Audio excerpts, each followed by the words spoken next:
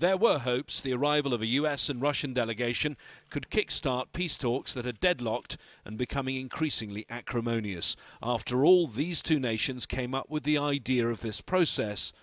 But now Russia's foreign minister claims the US and its allies are trying to derail the talks. We have an impression that those back in the opposition in this process wanted to make the entire Geneva communique a subject of the talks.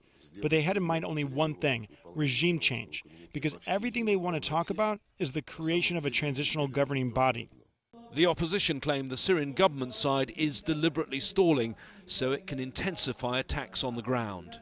This process has two sponsors, the US and Russia. It seems now that one of those sponsors is accusing the other of derailing the process. Does this mean the whole of these negotiations are now doomed?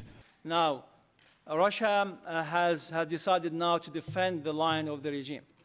That is to say, they don't want to start to talk about the peace, the political process, and just want to discuss issues separately.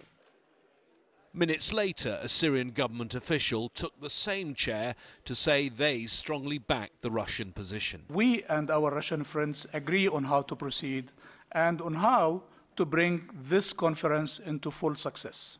2 rounds of negotiations here in Geneva have achieved nothing, and now the two countries that started this process and have been sponsoring it, the US and Russia, are at loggerheads. Despite this, planning is already underway for a third round of talks here, because no one yet has a credible plan B. They're looking for one, though. On a visit to China, US Secretary of State John Kerry revealed that President Obama has asked for new policy alternatives on Syria. There may be some in the administration arguing that the threat of military action should be an option. James Bays, Al Jazeera, at the United Nations.